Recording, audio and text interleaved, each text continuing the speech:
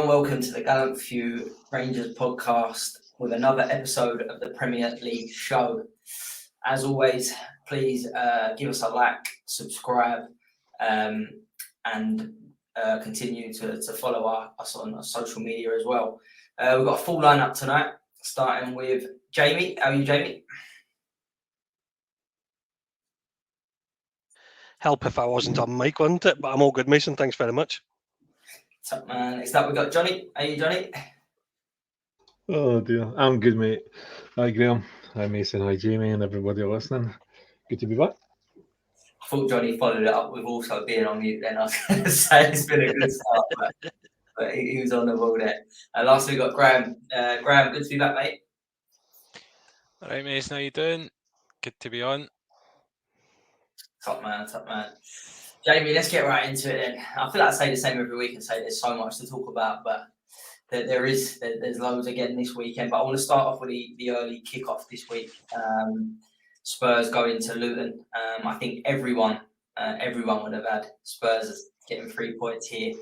And I think everyone would have had, speaking to everyone about the Fantasy League as well, Son and Maddison, a lot of wild cards getting played to get them. So the expense, everyone was expecting them to go and get an easy win, but it weren't quite like that. What did you make of the early game Saturday? I'll be honest, I was pretty disappointed with Spurs. I thought they should have been, 3 or 4 up at half time, the chances they missed, but obviously a silly sending off from Basuma made it, a lot more interesting. I think it's hard not to get carried away with what Spurs have done so far this season. And what I mean is, they're still undefeated. They've pulled off big wins. They got, rightly or wrongly, they got a win against Liverpool. They've beaten Man United. They've kind of got some good wins under the bag, and the unity, which I think is their biggest strength at the moment, that has obviously come from the manager, is obvious for everybody to see. But I'm with you. I shouldn't be surprised, but I am surprised on how they struggled. But when you look back, and they struggled against Sheffield United as well, if you remember. I think they won that one. They scored 2 goals in the last 10 minutes or whatever of injury time to kind of get over that line. They needed a 96-minute own goal from Liverpool to kind of get past them. I'm not getting carried away with the same as a lot of the pundits are about Tottenham. I just think they've got a really good unity about them. And I think that's what got them over the line on Saturday, because for a long period of that time, they looked as though they were going to come away with a 0-0 draw. And quite arguably one of the most stupidest red cards you'll probably see this season from a player that probably doesn't have a track record for something like that. But I mean, he's a walking yellow card every day of the week. Johnny will tell you that from when you're looking at what bookings you're going to have a look at the weekend. Basuma's always golden for it. But to then go and dive him, I think it was like 34th minute or something. I'm going to praise the referee and say that he did well to stamp that out and kind of do something about that. But it did kill the game to an extent, and I think Tottenham struggled. But again, you make your own luck. You get away with these. People talk about the 3 points. They don't talk about how you did it. I just not convinced they can keep it up for the remainder of the season. But yes, still a great strong start for them. Definitely is sitting top of the table. Johnny, I think the biggest compliment we can pay Spurs at the minute is, this is a game last season they definitely wouldn't have won. And Jamie spoke about earlier, the Sheffield United last minute winner against 9-man Liverpool. But they're finding a way early on under a new manager. I think, that's obviously only good signs. I think the performances are going to come as well. Yeah, I mean, they are vastly improved, mate. We've seen it, we've spoke about it, we've given them praise. They were off it at the weekend, and like you said yourself, they should have been up by 3 or 4 at half time. Richarlison should have been on a brace within 10 minutes. Luton have improved as well, to be fair to them. I mean, they're nowhere near, at a level where they're going to survive, I don't think. I mean, I'm not saying it's not going to improve, but it doesn't look likely. But they have improved. They are more dogged and they are harder to beat, and we've seen that on Saturday. Yes, they rode their luck, and Tottenham, it's their own fault, really, for busting all those chances. And Luton could have won it late on with Adebayo, which was a absolute sitter at the back post. Not won it, sorry, could have got something out of it. But yeah, I mean, Tottenham, as you say, they're getting the points, and with the red card, which was absolutely ridiculous, they still managed to come away with the 3 points. So I mean, credit where credit's due. I think that's probably a wee off day, and they've still managed to get the 3 points. And when you want to improve and you want to stay like top 5 or higher, that's the kind of games you have to win. Yeah, without that, as I say, that's only good for Spurs. And Graham, just to sort of finish it off on this one, Maddison, yet another assist. For me, watching the goal back, I've got to praise him. It's a great turn, but the defending to actually get that much space in the 6-yard box and no one near him. But say credit where it's due to Maddison, another assist, and it's a really good finish from the centre half, and I think was on his weak foot as well. So credit where it's due. Yeah, listen, Madson's easily one of the best signs this season. We knew that coming in for how much they signed him for. When you look at some of the nonsense purchases that are in the rest of the Premier League, and yeah, Van de Ven finishes it off well. So he's obviously a fan favourite with the Spurs fans as well. So no, listen, the defend was poor, and before we came into this season, I think we all knew Luton were in trouble. You think maybe a wee glimmer of hope that they won't go down without a fight when they win at Everton, but last 2 results have been pretty poor, especially at home and then against 10 men. So it's pretty bleak for them, I think. Yeah, as I say, they didn't create a lot, but what they did create, they just didn't really look like they had much conviction in front of goal. But Jamie, moving it on then to the next game that we're going to talk about this weekend, and it was hyped up to be game of the weekend. I don't think it was one of our first where it was the stand-up. I think we picked the Liverpool Brighton game for entertainment, which we'll come on to. But Arsenal beat City. Big win for Arsenal, this one. It was, we spoke about it before we come on, but just to repeat it, it was a real boring watch. The attacking players that was on the pitch, disappointed with, lacked a little bit of quality for me. But I think the big talking point is definitely the first half is, should Kovacic been sent off? Without bemoaning at the refs, because I feel like that's what I've been doing for the last 2 weeks, and I'm still better about Liverpool and Tottenham. But I think Michael Oliver should have sent him off. I think it was evident from the first challenge. You can make a decision. You can make your own assumptions of the first yellow card, whether or not it's a red card or not. But if you slow it down, if you want to do consistency and slow it down and look at the point of impact, it was a full set of studs on the back of the ankle, all the way up to up the back of his leg, if you like. It wasn't like over on the ankle. It was up this. It was like a full-on rake at the back. So I didn't think it was very clever. I wouldn't have moaned. I don't think anybody would have moaned if he would have straight red carded him. Again, Kovacic is known for those kind of breaking up challenges, so it doesn't surprise me that he was on the cusp. What did surprise me is that he came out for the second half, and I think that's evidence of what Pep has to play with at the moment. I fully expected Kelvin Phillips to come out, and he didn't. So I don't know what Kelvin Phillips has to do in order to get in that team. I think what he did is he waited till about 70 minutes and then brought John Stones on. So he's obviously got an idea of how he wants to play. More than that, though, I probably, as you said, that very disappointing in performance from probably both teams. I'm not buying into this narrative that the apprentice has now beaten the master. It's the first Premier League win he's had against him since 2015. Well, for Arsenal, it was probably long overdue. They've beaten him a couple of times in the Cups games, so this is the first time in the Premier League. But it was done by a wicked deflected own goal. To put it bluntly. We all knew Arsenal would struggle with Saka.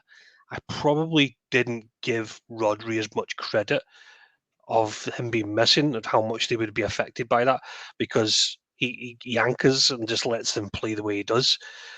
What did surprise me, though, was Doku didn't get on the pitch anytime decent. Very, very rapid winger, in and out of the wings. It was very evident that Alvarez was trying to partner Haaland up top and not getting the link up, who I thought again wasn't getting the balls into him. So I'd probably more question Pep's tactics than overhype Arsenal's ability to overturn Manchester City, if that makes sense. But yeah, I think it was a good 3 points. First time City have lost 2 Premier League games in a row for donkeys, what would seem, but a big win in the race. Yeah, it is. As I said, didn't see that we all didn't see this coming a couple of weeks ago for City to go out the cup and then back-to-back defeats. Johnny, what did you make of this one? Obviously, Jamie said big deflection. I think the game was going to be won by a bit of luck or a real bit of quality, and that was the case. But we've got to give Arsenal credit because I think it is fair to say that's a game last season. I don't think they didn't get near City, and I don't think they do win. But as I said, that could kick them on as well. I mean, it's a huge win for them, even psychologically, because it's been a while since they've done it, other than the Community Shield anyway. I don't know if I would put it as like this massive, huge result that they're painting it. It's a league game. It's Man City. Man City jump gears once we get into next year. That's when you see the real Man City, and that's when you see what Arsenal have got. Right now, it's the same last season. Granted, they never beat City, but they were flying out with that for the majority of the season, and then the bottle went. Could that happen again? There's two ways of looking at it. You can go with that, or you can say City absolutely decimated European football last year, from domestic to cups to the Champions League. They've done it all. How do you emulate that? That is a huge ask, and it's like we go again, we start again, and you're back, way back to square one. It's a massive task, and there might be a wee bit of burnout for that. I don't know, suppose I'm guessing a wee bit. But yeah, listen, taking nothing away from them, you're right, 100%. I wrote down the same thing, that it was going to take something either special or really lucky to win that game, either way. And that's how it panned out. It was not a good game. Rhea looked spooked for the start. He was like a rabbit in the headlights. He was like a totally different goalkeeper on Sunday. Worried to cover Kovacic. I agree with you, should have went. And again, it puts another question mark on VAR. If two people get a look at it and still get the wrong decision, I would, in my opinion anyway. But yeah, mate, good 3 points, done well, but I wouldn't be getting carried away with myself just yet. No, I agree with that. Graham, watching Arsenal Sunday, I've got to be honest, I know they've just beaten as Johnny said, they're the treble champions and etc. Just watching Arsenal, I just don't see a league, winning team. It is early in the season and they have strength from last season, but I'm with the boys here. I still think when the going gets tough, I still expect Arsenal to fall up short. Do you think that's a little bit harsh? Yeah, I do. To be honest, I think that bar the Fulham game at home, I think other than that, even the Spurs home, that was always going to be a kind of fiery game. But other than the Fulham game, really, that was some really poor drop points. But I think they've proven that they don't need to win slick; they can win the tough games, and they've made a good start this season. They're also in the Champions League again, and they've got that going on, which they've won one out of the first two. Okay, the Lens game wasn't great, but I fully expect them to go through as well. So I think Arsenal are going to have a good steady season, to be honest. Interested to see how they got on. Yeah, just call it. Just Saliba been brilliant. He was brilliant in the game. Probably between him and Declan Rice were probably player of the match. And it wasn't that they did anything great. It was that they just did the normal things great, which was keep people quiet. Haaland and stuff. I really like Saliba. He's coming on. Yeah, he dealt with, as I said, with Haaland with pace and strength, didn't he? He battled him. He battled him. See when Haaland was making his runs, he was pulling him, he was nudging him, and Haaland wasn't liking that. You could see he was getting his hands in the air, and I think that sometimes is the right way to play against him.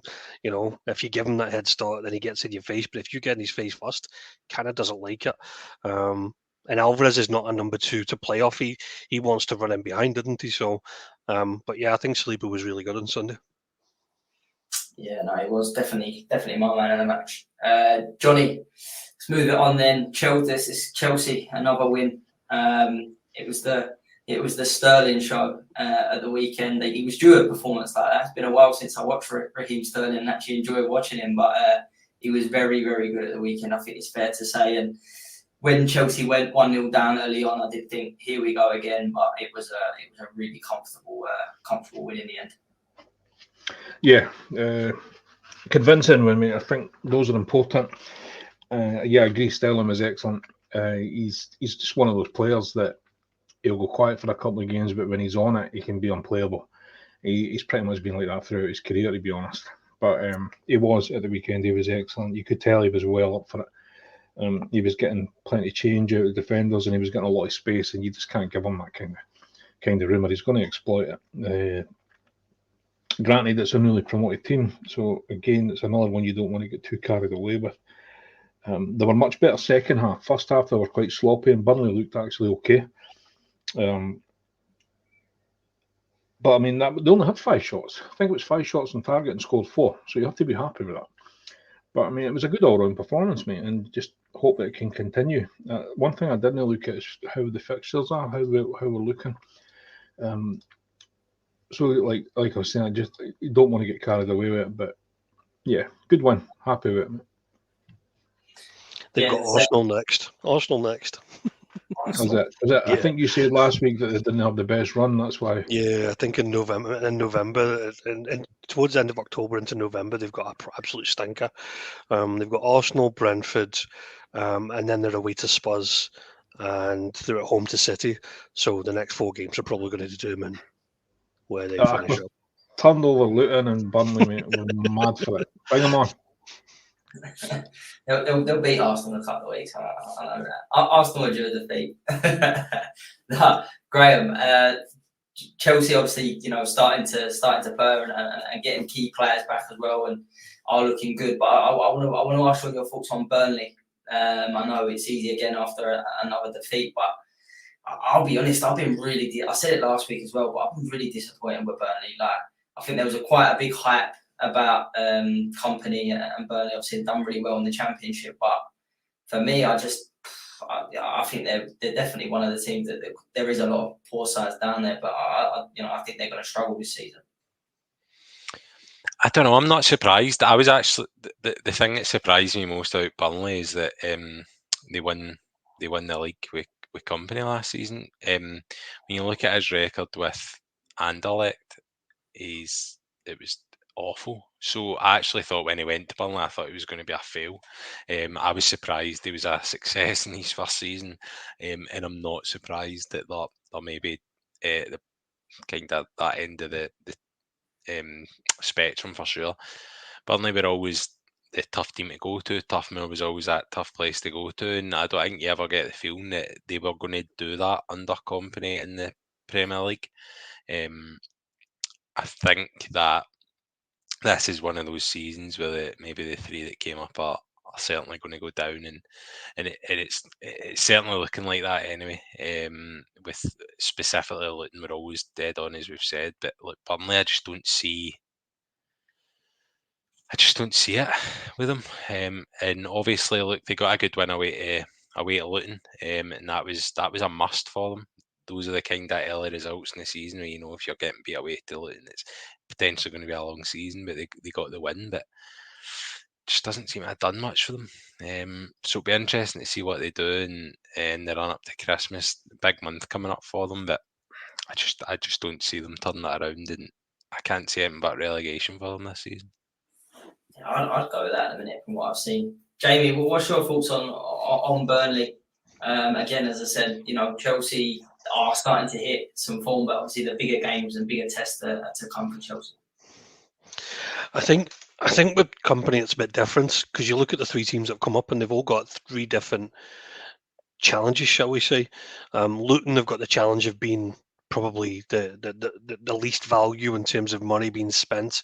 Sheffield United have got a bigger record in the Premier League, but the sales that they had to do at the beginning of the season and the ownership troubles that they're going through, their managers pretty much looks as though he's living week on week and on results, and With Company, though, I don't get that feeling. I feel like he's got an absolute gimme. Like, they know, and I completely agree with Graham. When he joined Anderlecht, I think they were a top 4 team. When he was, by the time he left, I think they were lucky if they were top 8 with some of the results that they were doing. Surprised he got a tune out of Burnley the way he did, but he feels as though he's got a plan with them, and they're 100% behind him. I wouldn't be surprised if he got relegated this year and he was still there next season, because I think he looks as though he's there for the legacy of it, to try and do something more than just get him a bigger ticket out of there. He potentially could have had an interview for the Tottenham job mid-season, at the end of the season, and he apparently turned that back and signed a new contract with Burnley, which tells you a little bit more about his character. So I think Burnley have got a bit of a free hit this season, and I think they'll be just happy to pick up points if and when they can. And we spoke recently that they've had an up and down start, whereas they had to play City the opening game, then they had to miss a game because of the rearranged fixture. Quite quickly, as Graham just called it, a lot of the games are starting to become must-wins. But I don't see that being at the detriment of who's in charge of them. I don't think Burnley will do done. I think there's 3 worse teams than Burnley at the moment. I think one thing that Burnley have got for them is that they're still scoring goals. Yes, they lost 4-1, but they're still getting goals. I quite like the lad up front, Foster. He seems to be playing pretty decent, and so I kind of expect them to do a little bit more the more they get the games in. I'm not overly fussed about Burnley, if I'm honest. I think this result was more about Chelsea having to, I think the one thing you start to see from Chelsea at the moment now is consistency in the midfield. The same players, Casado, Gallagher, and Enzo Fernandez. Not a big fan of the 3 of them as a trio, but they're constantly playing, so they're getting that repetition. It's funny that Sterling has an absolute blinder the week before the England call-up, when he's not been picked for the last 2 call-ups. So, we'll see if that continues. But I'm not convinced Brozier is the answer to Chelsea's issues. The number 9 search, shall I say. But I was happy to see the lad Palmer have a good game. He got himself a goal as well, but he's probably been there, shall we say, there from the purchases that they made in the middle at the end of the season, beginning of the season. He's probably the one that's come in and surprised me a little bit. How well he's actually playing for them. He's got a couple of assists and a goal now, so if he gets that game time, I just see him just kicking on until Nkunku comes back, and then we'll see what happens. But I definitely think this game was more about Chelsea than it was Burnley, and I think there'll be a few of them. Yeah, no, I like the look of Cole Palmer, to be fair. I'm still surprised that City let him go. I still find that really, really strange when you look at the numbers that City have got.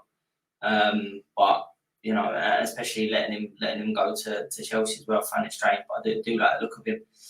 Graham, moving it on then to Manchester United this weekend, who, to be honest, I thought they lost 1-0. Obviously 1-0 down for a long, long time. I think it was the 94th minute gone out, and it weren't till later on in the evening found out that Scott McTominay bailed them out with 2 late goals that takes the pressure off Ten Hag massively. Get out of jail card play. Graham, but I want to ask you just on, I think it's unfair to talk about anyone else other than McTominay with the 2 goals. I really like Scott McTominay. I know there's a mixed feeling, I think, on the pod, and I think there's a mixed bag in terms of, what people think of him. But I've got to say, when I do watch him for Scotland, I am always impressed, especially if he plays in that sort of a little bit further forward. I don't see him as a holding midfielder at all. But it just frustrates me when you see it. I just think he's in and out of the side a lot, and he doesn't get too much game time. But yeah, what's your thoughts on McTominay and that, obviously, that big result for Man United? Yeah, McTominay, he's obviously a good player. And I think at this point he should be in the Man U team. But saying that, I think it shows where this Man U team are, that, we're talking about Scott McTominay should be a starter for them. I think, as I say, he's good, but I don't think he is elite level player that Man United deserve. This, they're talking about one of the biggest clubs in the world, one of the most successful in certainly my lifetime. And I just think it's unreal what's really happened to them since Ferguson. And I say that when they've won a European trophy, they're still winning cups and things like that, and it's amazing. But yeah, this season's been pretty poor so far, and last season I specifically was quite excited to. I thought we were going to have a really kind of blockbuster title race.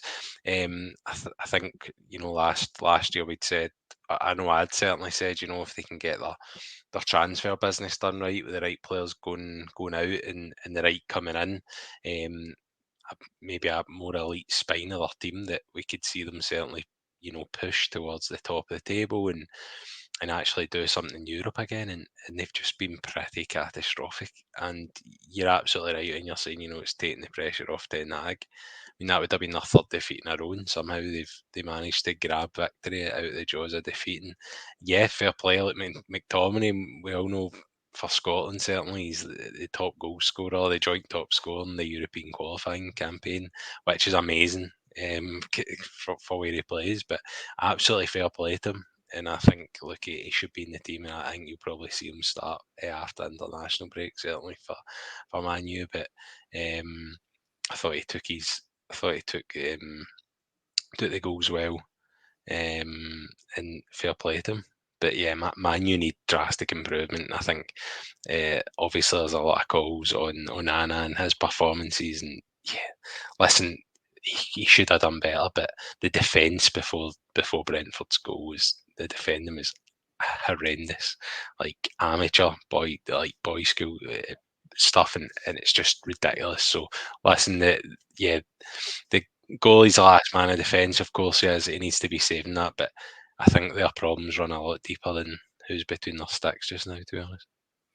Yeah, I said it last week on the show and about their recruitment. I think their recruitment has been, again, you say a club like Man United deserve, and I agree with you in terms of how successful they've been, but you're only as good as their recruitment, and their recruitment this season for me has been absolutely shocking. Johnny, Brentford comfortable in this game, and as I said, the goal that they do score is as Graham said, comedy of defending, and Nana again lets it go through him, but they've got to be kicking themselves the way they defended the last couple of minutes. Even McTominay's equaliser, don't get it wrong, it comes at him really quick. It's a great first touch, but to get that space in there to turn and get it in the corner, and then for the winner, I thought that to get 2 contacts on it, Brentford will be kicking themselves. Yeah, that's fair. Didn't play badly at all. I thought for the first quite a long period of that game, Man United were beyond lethargic. They were sloppy. Passes were loose. For the goal, that's exactly what happened. I think they gave the ball away in midfield. And then actually it was Casemiro, with a sloppy pass. And then we see, I agree with what Graham said with the defence, but also agree with your keeper's your last man. And some of them should be bread and butter. That was bread and butter. He should be stopping that. Whether it gets through or not, he has to be stopping that. I was actually thinking about it earlier, as I wonder how long they'll persist with him. If these, they keep happening, because they're going to look back, they're going to monitor that game. And it's pretty much one a week at this minute. And a lot of the time it's costing them goals or points. And they were quite lucky to come away with that game. They would have been lucky to get a point, if I'm honest, never mind the 3. I thought the sub prior to McTominay, they hooked Casemiro for Eriksen, and that gave them a lot more threat. Man United looked a lot better for that point. And then leave it to a by proxy Scotsman to save the day. I think it was the second one. He had a lot of time. Like you said, his first touch was almost... It didn't look like it was going to work, but then he snapped at the shot really quickly. So he done well with that. I've got to give him his due, because the ball was behind him and he spun and hooked it back before he took the shot. And that, fair play.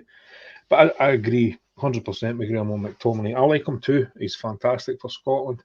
And I think he's a tidy player. But a top 5 player? No.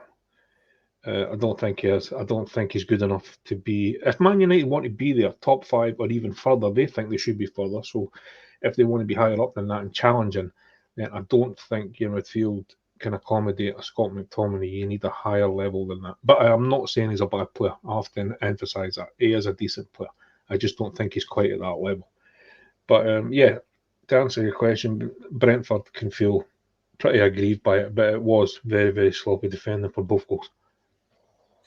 Jamie makes a really good point there about Onana, and I've seen a lot of chat in Twitter the last couple of days, and the calls for David De Gea to be re-signed. I think I said it last week that he was still a free agent. Hated.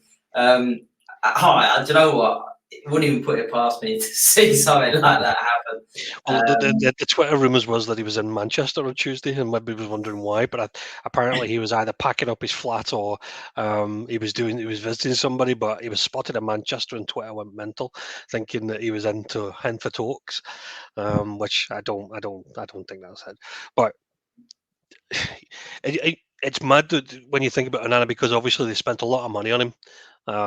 They didn't break any records for him, but they went out of the way to bring him in. They fought tooth and nail. He was a Champions League finalist last season.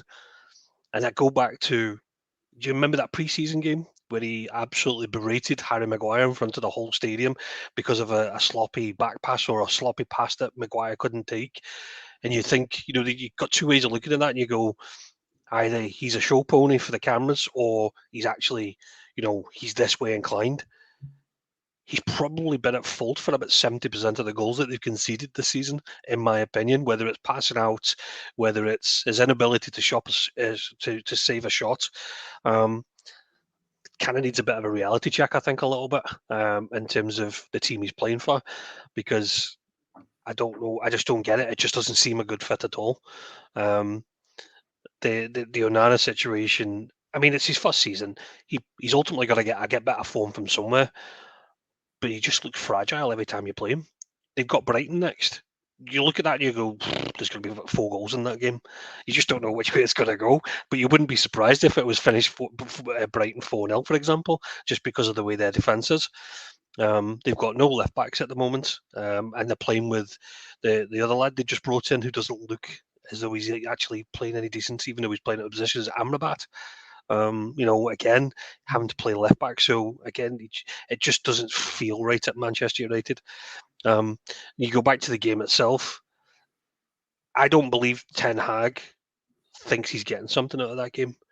And what I mean is, you don't stick Scott McTominay on in the 88th minute thinking he's going to score a goal for you. He's taking him off for the left back, which is Amrabat. Scott McTominay just has a natural intuition that he's got to get higher up from the set plays or the play. And I was looking at his stats earlier. I was actually more surprised. Scott McTominay's got over 215 appearances for Manchester United. 215 appearances. He's averaging 20 to 25 games a season. Now, it might not be full games, but I mean, he's actually, he's getting appearances. That shocked me, because there's this narrative that obviously he doesn't get game time, or he's not, he should play more. I'm looking at that and I'm going, that's actually a healthy number for the last 7 years. And another thing as well is that everybody talks about how, he's a young player coming through. I didn't realise he's 26. He's going to be 27 in 2 months' time. What? He's 27 in 2 months' time. And when I read that, I'm going, is that really Scott McTominay? That's not the narrative that's spun. He's obviously playing his skin for Scotland, and he gets higher up and he's asked to play a different position. But I go back to what Johnny was saying. You look at their midfield. No Man United fan is going to look at that midfield and go, put McTominay in over Bruno, Mason Mount, or Casemiro, because he just doesn't, because it doesn't read right. It doesn't feel that should be what Man United are looking for. So I don't think he's going to get anything better than what he has at the moment. I think if McTominay wants to go on and get more, shall we say, I think he needs to move. And he had potentially had opportunities at the end of the at the beginning of the season. I think West Ham and Newcastle were looking at him. So I feel a bit for McTominay, actually, because he did well. He came on, he got his 2 goals, and I thought, well done, lad, brilliant. But then you look at it and go, what's next for him? He probably sits on the bench the next game. Yeah. And you think, well, again, I think McTominay, I think I said to you last week, you asked me if Erik ten Hag was the next manager to be sacked, and I said probably not, but I don't see him seeing it the season. I think that result sums it up, because that result could have been so much worse, and probably just held them back a little bit. But you look at the next set of fixtures that are coming up, and it doesn't look fun for them at all. No, that's mad. I was at 250 appearances and 26. That has just proper surprised me, that McTominay. But in his defence, you are right. He plays one game, then he comes on for 10 minutes in 3, and then he's right, go on, then going, he did need to move. I do agree. I think West Ham would have been a good move for him, or maybe Newcastle. Yeah. I think he's unfairly viewed from last season. Last season it was him and Fred in the middle of the park, and the two of them couldn't play together, in my opinion. Balls were getting through them, and I think he's still tarnished with that kind of. Fred's not even there no more, so it's a totally different midfield. But should he start? Should he be playing? It depends on what you're asking from him. I don't think Ten Hag is going to give him that opportunity. I really don't. As I said, I don't think Ten Hag's bringing him on in the 88th minute to score 2 goals. He's bringing him on to give his left back, who's covering midfielder, a break. And it just happens that he's found himself in that position. So I kind of feel for the lad now, because he'll probably sit on the bench for the next 2-3 games. Yeah, definitely. Well, he might get one more start and then it out for free. But Graham, moving it on, big win for Everton at the weekend. I can't remember the last time I see Everton score 3 goals, but they did at the weekend. It was really comfortable. Could have been more. Again, got to give credit to Everton, but Bournemouth bang in trouble. I still can't get my head around the appointment of that in the summer. I think that's going to cost them dearly. But what did you make of that one at the weekend? Yeah, I was going to say, so that Everton had scored 2 goals at Goodson or something in the last 6. So for them go with 3, look at, no doubt it's going to give them confidence, but to be honest, I wouldn't read too much into it. Like, I wouldn't be putting bets on Everton next week or the week after that. They need a bit more than a win against Bournemouth. I think they showed how fragile and poor they can be after getting beat by Luton, in the last couple of weeks. So I think it's more Bournemouth and the concern there. I completely agree. Like, they've not won the league as much as I slated Gary O'Neill. He was getting a much better tune out of this team than Iola is. So it's looking a bit worrying for them. I honestly think Bournemouth will survive purely because how honking the other 3 will be that are going to be worse off, and I think that's what will save them. Bournemouth, the amount of money they've spent in the summer is unbelievable. I mean, you look at Tyler Adams, who's not even kicked a ball yet, and they spent 25 million on the boy. Wasn't he injured though? Remember he couldn't take his Chelsea medical because he was injured or something, wasn't he? Yeah, exactly. He's injured, but he's not kicked a ball. That the most expensive sign, I think it was. But they've signed a lot. Obviously, Aaron's who I like, but then you've got Cliver, who does seem to be predominantly benched. I just think for the money they've spent, I would be expecting more points return so far. But obviously, this manager wants to play a bit more of an expansive game. I totally get that, but you cannot be going to a struggling team like Everton, who haven't started well, who have been struggling now for 2 seasons, and take a 3-0 beating off them at Goodson Park when they've only scored 2 in the last 6. So, it's a worry for Bournemouth. Good for Everton, but yeah, we'll see what it's all about the next, just week by week for Everton, and if they can start building confidence. I think the big thing for them is Calvert-Lewin. Maybe he's starting to come on. He's avoided injury recently, so I think if he played very well at the weekend, I think from the highlights that I saw. So yeah, maybe it'll start looking up for them. I like Sean Dyche, and I think if they can make Goodson Park a fortress, they will of course be okay. Yeah, as I said, it makes it easy, Johnny, when as Graham said there, they're gifting goals, and you see the 3 goals, and for me, they're all gifts. To be fair, Jack Harrison takes the second goal. That'd be hard to say that was a gift. That was an excellent finish. But yeah, what's your thoughts on these two? Obviously, Everton, one week they get a good result, next week a poor one, but that's two good wins in the last 3 for them, and I expect them to stay up just because Sean Dyche out of some of the other managers that are down there.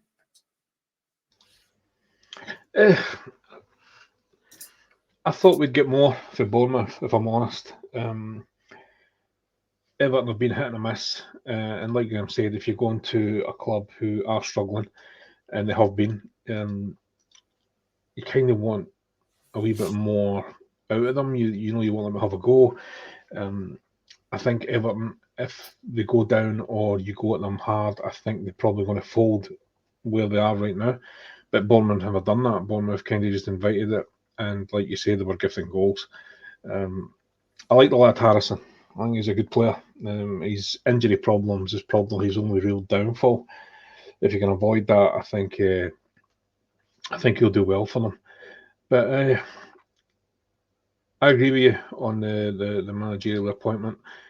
I think Bournemouth, I wouldn't say they're quite in trouble yet. I mean, we're still relatively early.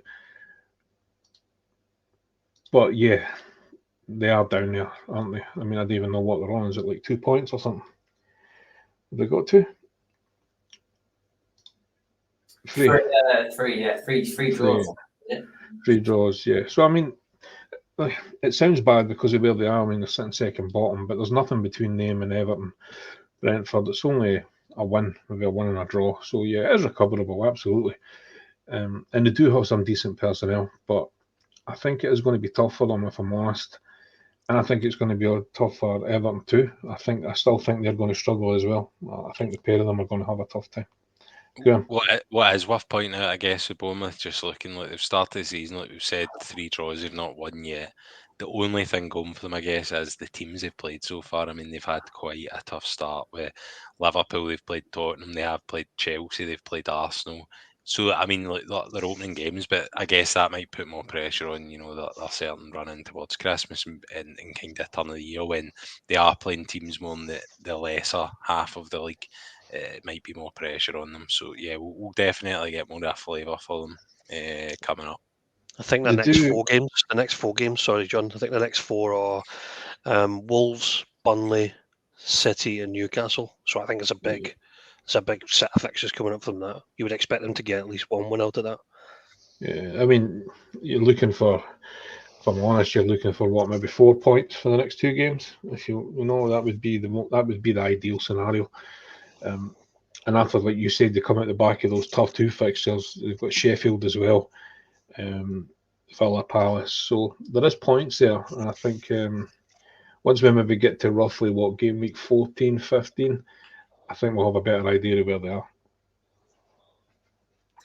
Yeah, definitely. If I was going to hedge my bets, I'd say Bournemouth will be looking for a new manager before Christmas.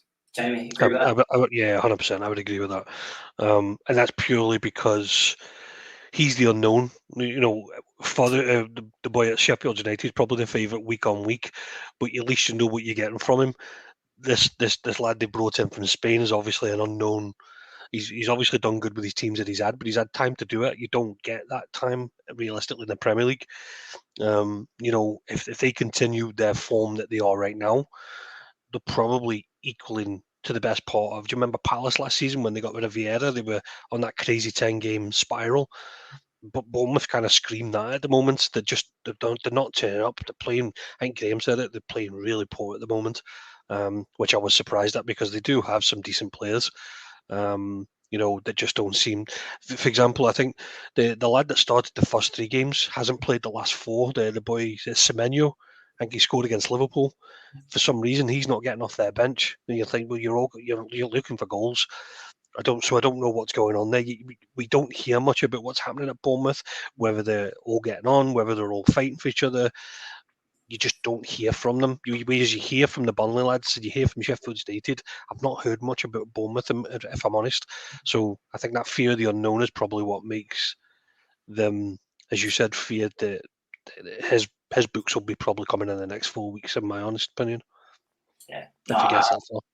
Absolutely agree with that, mate. Jamie, I'll stay with you for the next game. Brighton, Liverpool. Me, you, and Johnny last week said that we expected goals. Said the safest bet was over 2.5 and both teams to score, wasn't it? 100%. But I thought Liverpool were the better side throughout the 90. But poor defending from both sides, but a crucial time where Liverpool need to see out that to get the 3 points. It was must feel like 2 points dropped. No, it does, but it represents pretty much every game we've played this season. Slow starting, probably go behind, control most of the game, get themselves back in front, and then we see it through. For whatever reason, obviously, it didn't happen this time. Probably should have lost it in the end as well. But it's very unlike Alisson and Van Dijk to make a mistake that they did for the first goal. I think for the first 20 minutes, we were just kind of happy trying to invite them onto us. And what I mean by that is we're just playing it between defenders. So Van Dijk playing it to Matip. Matip runs 20 yards, turns back and plays it back to Van Dijk. And they did that for about 20 minutes.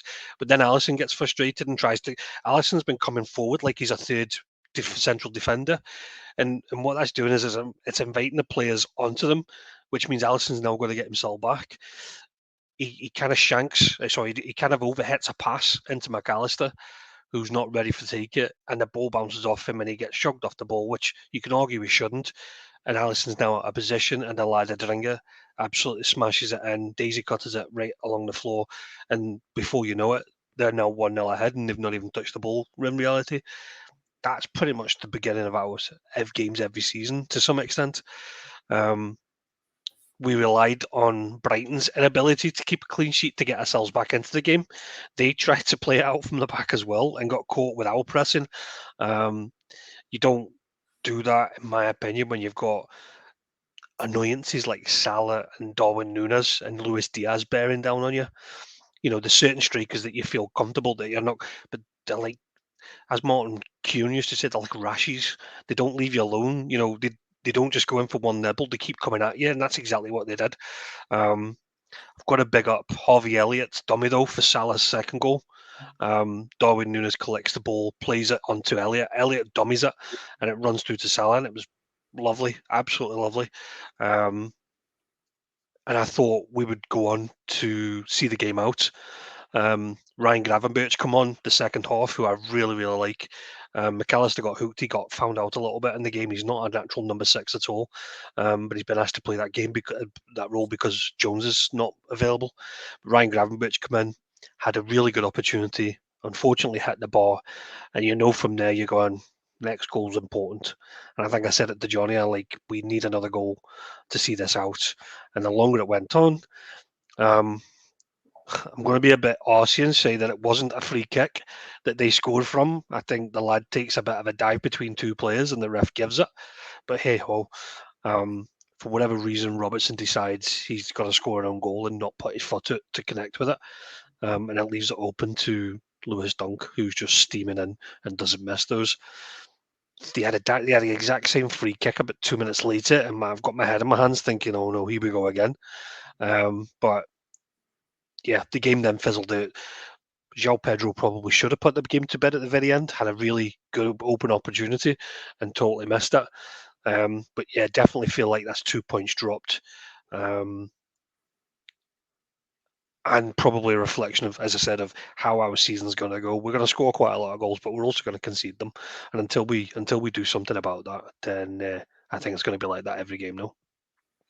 Yeah, Johnny, I think that's fair, and I think we'd all agree that in terms of Liverpool. But I'd actually say exactly the same thing for Brighton as well. I'd say can score goals, but there's the defensively you can get at them as well, and that's why it made for a perfect game on Sunday.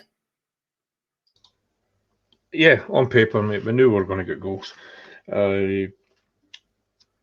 And like Jamie said, Liverpool think they should have had the 3, but Brighton think the exact same thing. I think it could have went either way.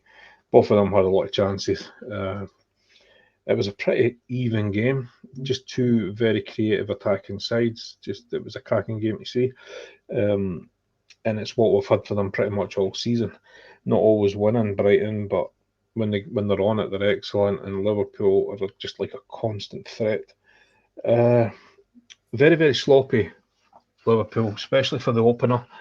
I noticed it a couple of times with Van Dijk. I mean, he can be notoriously lazy, or at least kind of looks like that, just a bit slow in the uptake. It's almost like a lack of effort, or maybe just doesn't spot it. I don't know. I don't know if you noticed that. I think they covered it in the highlights as well. They were taking short corners, Brighton, and they were just bringing it to the near post. Juan Pedro was making the run, cutting it straight back to the edge of the box, free shot. But when they first done it, he went to do it. He made that run. Van Dijk was covering him, and the guy stopped. So he didn't take the corner. Van Pedro had to go back to the front. Pedro had to go back to the front post. So it was clear as day what they were going to do. They were going to try and do it again. So they do exactly that. They play the ball in, that pass, and Van Dijk doesn't move. He doesn't chase him. He doesn't follow him. He doesn't track him. I keep saying Van Pedro. Pedro gets the ball, cuts it back, and they got a free shot. And that's kind of where I see Van Dijk is at. It's like, it's obvious, you know what he's going to do, but he does not track that run whatsoever. And that happened as well with the goal. I felt like pretty much where am I? Sorry. There I am, sorry. So McAllister, he got hooked, like Jamie said, but I felt a bit harsh by him, especially for the goal. If he's surrounded by 3 players when he lost that ball. He had 3 players on him, and they were on him tight. So my question is, he had the whole defence to pass to. Why did they choose to pass to him in the first place?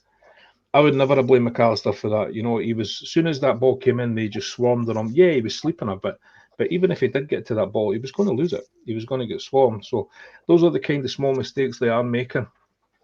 And like we said, both of the teams are a wee bit guilty of that. They are a wee bit guilty of being a wee bit sloppy. But it was a good game, mate. I really, really enjoyed it. I thought it was fairly balanced. And personally, I thought a point was probably fair. Definitely game of the weekend for me. I think we spent a bit of time. But Graham, I'm going to move on. We're running off a bit of time. We've still got a few more games. The game I want to talk to you about is the West Ham Newcastle game, which I wish was the late kickoff instead of on telly instead of that Arsenal City one, because that was an absolute cracker as well. West Ham left it really late. I think the 90th minute equaliser from Kudus off the bench. But there was a lot of big talking points in this game.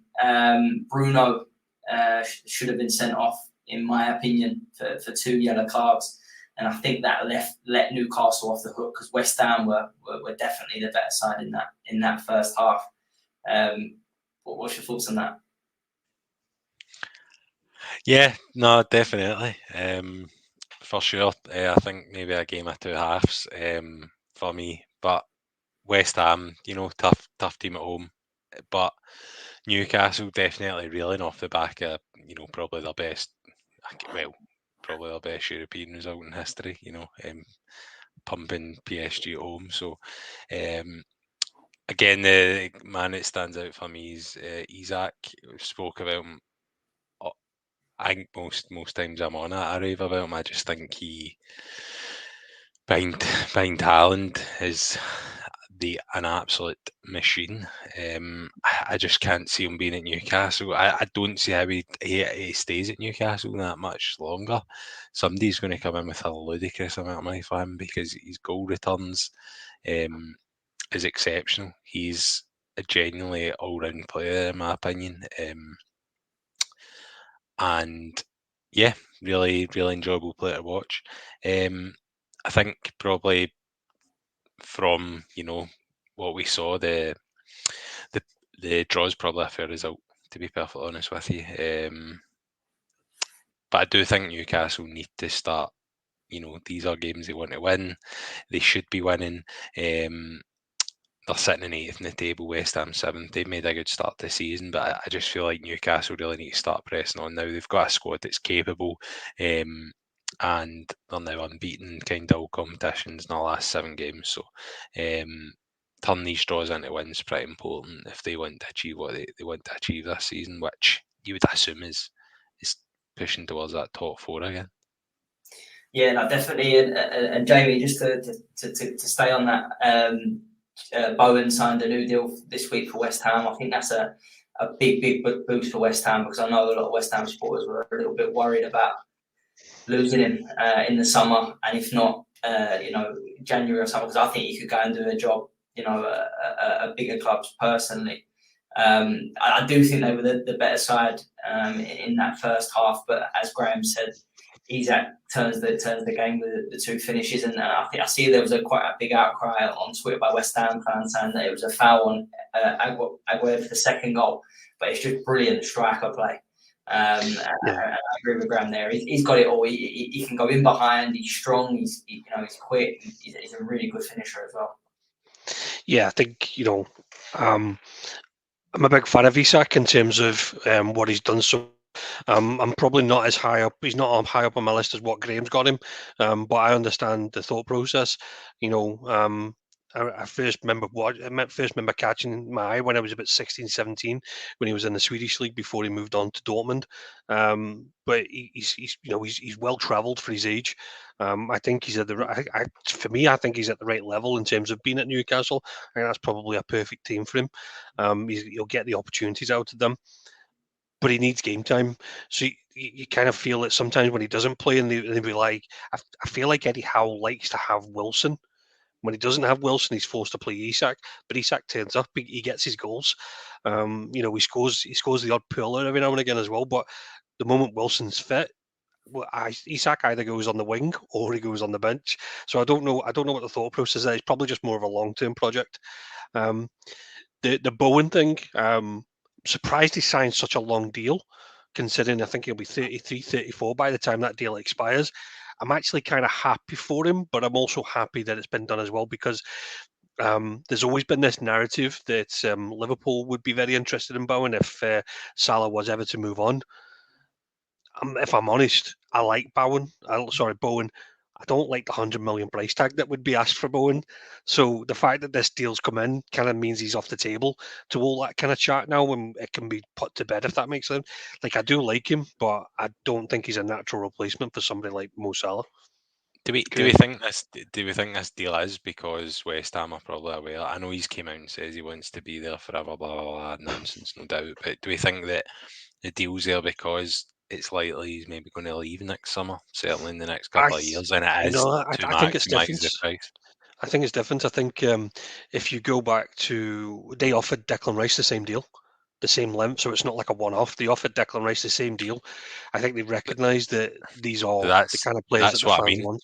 But that's exactly what I mean. If Rice takes that deal, he probably still leaves to Arsenal, but it means they can drive up the price, or they can certainly justify that price. So even though you don't like a potential price for Jared Bowen, in no way do I see him as a replacement for Salah. No, of course. But, if the powers that be do, at least that price can be justified because he's on a 7-year deal. I think it's probably more, Mason, you'll know this more than me, but I think, am I right, David Moyes' contract is actually due up in the summer next year. So there's a lot of talk about whether or not West Ham are going to go down that route. I don't think Bowen's signing that contract if Moyes is potentially not going to be there, because I think he's a Moyes kind of player. So I think it's all these things are happening in the background that's probably signifying a bit more longevity, if you like, for people like Bowen, Souček, the Moyes type of players.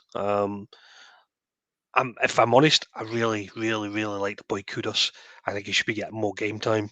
I think that's his first goal he scored for them, and he was only on the pitch for about 12 minutes. It's his second goal, I think. But he was only on the pitch for about 12 minutes. I think he makes such a difference. For me, Antonio wouldn't be sitting on my bench if I had people like Kudus available to me, and I mean that honestly, because I just think you get so much more from him. He's essentially their future. I think he's got more chance of moving on to a bigger team now, in my opinion, than somebody like Jared Bowen. But again, really happy with how West Ham have started the season, because I think there was a lot of talk about whether or not they were going to be the same as last season, which is fighting the bottom 5 places. I think they're probably sitting around about where they should be, between 7th and 10th, maybe 7th and 11th, come season end. So if they're sitting there, I think it's a successful season for them this year.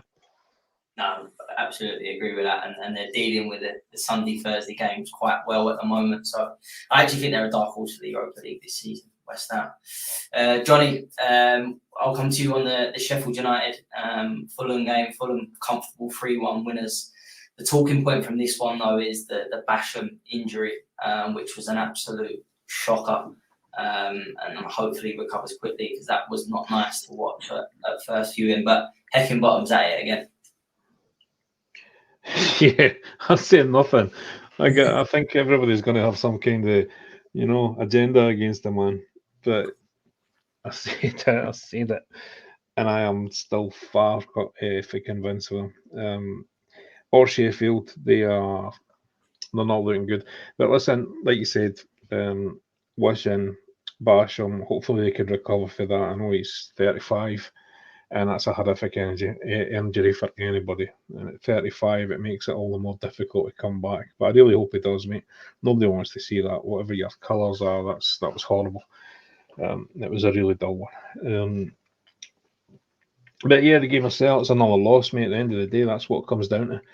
And they've lost another game. There was flashes in it where you thought they were going to get back into the game. They might have got something, but then they lose two sloppy goals. Was it the Kearney goal? That was a cracker. It was a really nice team goal. But these are games where they kind of want to be getting something. Sheffield, even a point, and they're not doing that. They're not doing that at all. I mean, they're still on 1 point, and I don't see it. I don't see an improvement anytime soon at all. I think they are in for a very, very long season, and I don't think Heckingbottom sees Christmas either. I think he's one of that could go, and probably will. I know he done well with them last season, but at the end of the day, if they want a chance of survival, they ain't going to do it with Paul Heckingbottom. Yeah, no, definitely agree with that. William was the star of the show for Fulham, and it's a good 3 points for them. Graham, you got the short sure trying to talk about this one, but Palace 0, Forest 0.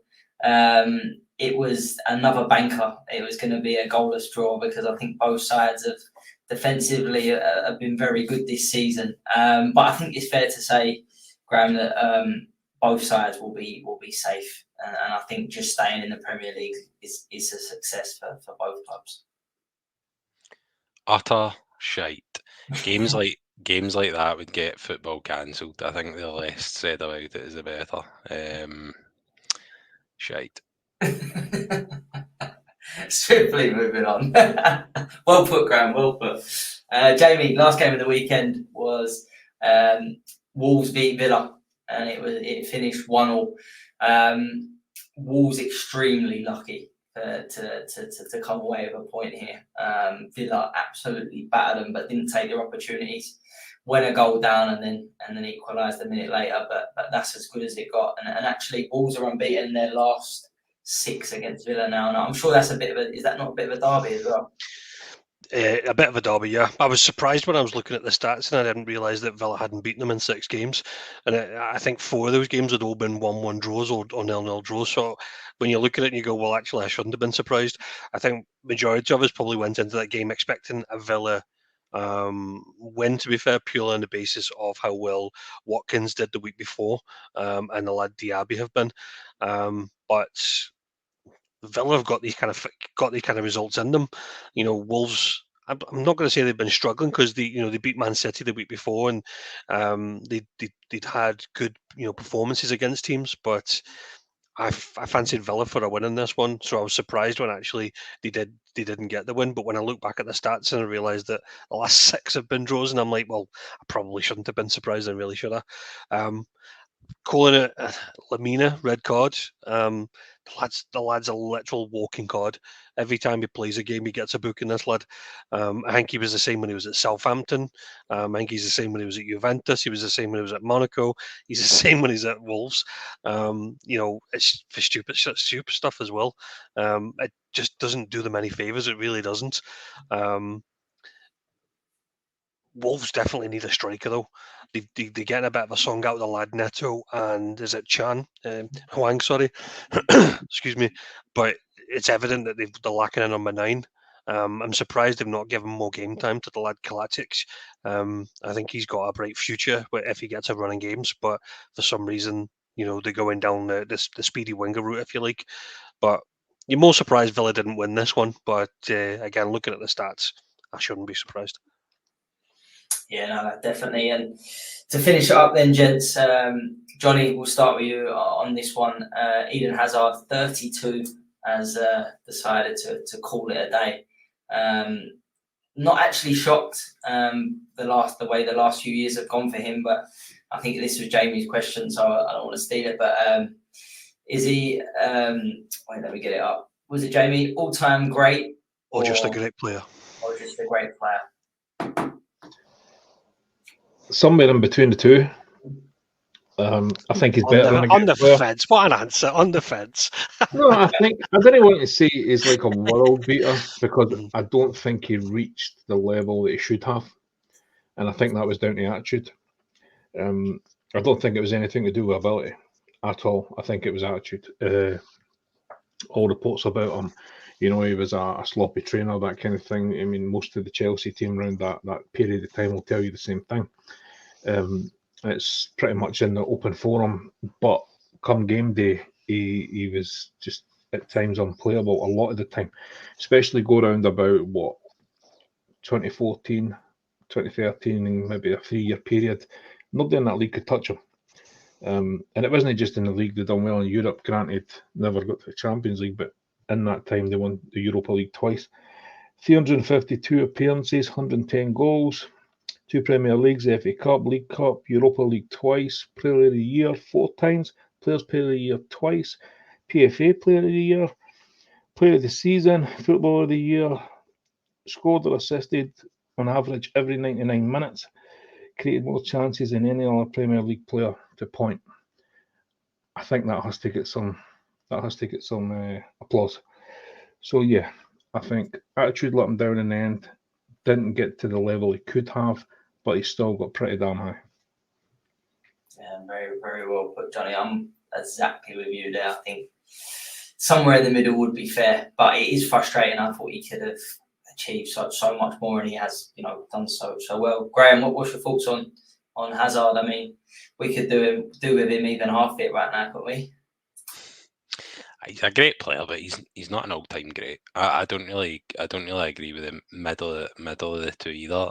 Listen, I think in 50 years when we're talking about all-time greats, Eden Hazard doesn't get brought up unless you're sitting with a Chelsea or Lille fan. Do you know what I mean? So I think at Chelsea he'll be seen as an all-time great. That's fine because he achieved a lot at the club. That's totally cool. We all have our club legends. He'll definitely be like that for Chelsea. I think for Lille he'll be one of the best players that will ever played for them, no question. But in terms of football, nah, he's not an all-time great. He's done well, achieved a lot, and it's a shame that I think Real Madrid, if he'd been successful and had 4 years of like absolute glory and led them like he could have, I think that's how you become an all-time great. Certainly, the probably the greatest club in the world, But no, he's not one of the greats for me. No, fair point. Definitely be interesting to get a Real Madrid fan on him because I bet they don't have anything good to say. Jamie, what's your to finish it up tonight? What's your thoughts on this?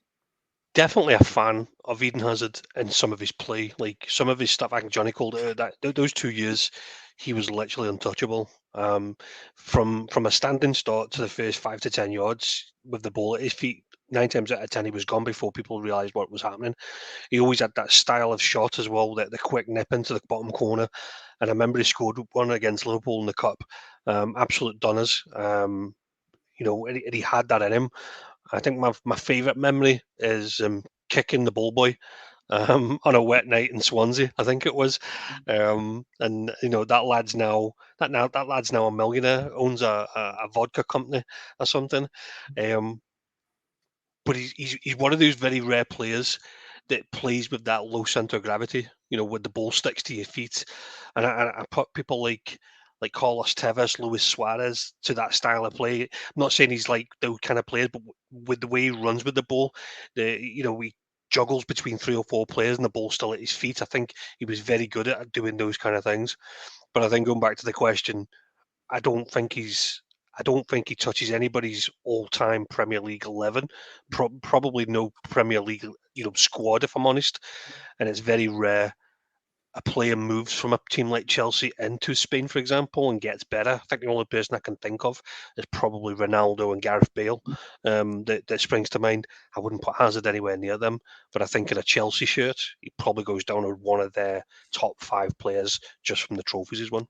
What's interesting is, you're right, by the way, those are the kind of names probably mentioned in, like, your Suarez, Tevez, like really good players, exciting players of a generation, but again, ones that spoke within their own clubs and their own fans fondly, but as a whole is great.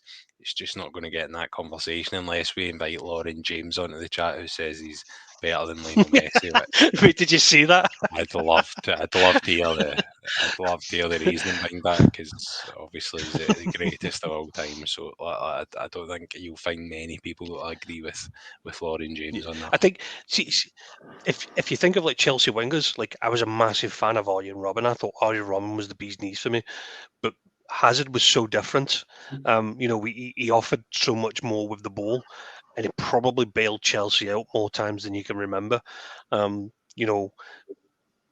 He'll probably, as Graham says, but without a Chelsea shirt on, I think he was just a good player in the Premier League. With a Chelsea shirt on, he's probably in your top 5 players. Better than just a good player.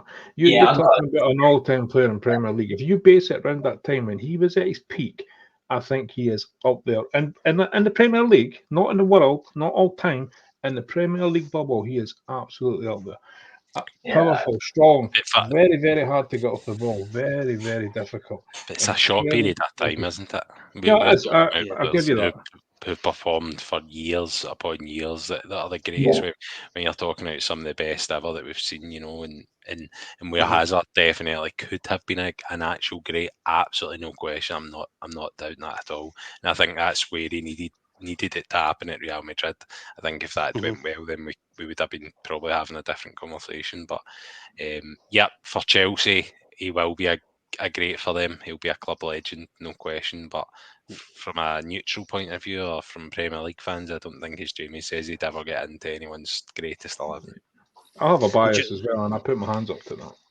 Johnny, you said there was obviously in the public domain about the stories about him in the gym, and I was listening to one earlier this week, and there was a story where I think it was Sam Matterface was talking about. He went to interview, and he went and talked. He walked him around the training room, and he took him into the gym, and Olivia Giroud nearly fell off the weight bench and said, "What are you doing in here? You've never been in here before." And he says, it was just typical that he never did the training. He never took it seriously. Apparently he loved donuts. But come game day, he was come game day, he was just it was natural raw ability, shall we say, in terms of the way he played. That was it, and that's a disappointing part, as Mason said, because if he did apply himself better in that sense, he probably would have had a bit more success at Real Madrid, because I don't think they would accept that kind of attitude, which is probably why he spent most of the time on the bench when he was fit. But yeah, I mean, I really, really enjoyed Eden Hazard. I thought he was fantastic in his time. But I agree that he never got anywhere near the echelon that he could have been at. I think Mourinho said it, didn't it? Quite early on, he said he's the best player, just pure talent, but he just doesn't put the hard yards in, and he said he's the worst trainer. And I think at the elite level, if you're not training like you're playing, you're not gonna sustain it, and obviously retiring at 32 kind of says it all. But and it's not like he didn't have the offers. Apparently Saudi Arabia came knocking. He had offers to go to America, and he turned them all back. So it's obviously a choice. It's not like he's just can't get over an injury. He's just decided, no, I don't need to really. If he loves them donuts, it'd be interesting to see how big he is now he's retired, isn't it? But Johnny, that's a good time to finish off. Thanks for coming on tonight, mate. Yeah, absolute pleasure as always, mate. I really enjoyed it. Thank you for having me back on. And thanks for Graham. Thanks for coming on. Yeah, cheers for having me, mate. And Jamie, international break now, so a little break for us, but thanks for tonight. Just a little, qualify for the Euros underway, get that over and done with. But I probably won't watch it unless Trent plays, if I'm honest. I just don't normally bother until we get to tournaments. I don't take no great pleasure in watching England versus Australia. That offers nothing to me at all. I'm not even going to watch the women's football because I'm not even that desperate. So, but no, it's been great being a mum. Thank you very much for having me, Mason. Yeah, cheers. I mean, I'm enjoying this international break, but that's life of a Rangers fan. That's because you're unpacking a house. Yeah, very true. But we'll be back on once the Premier League action is back to discuss, I'm sure, more crazy talking points. But as always, take care.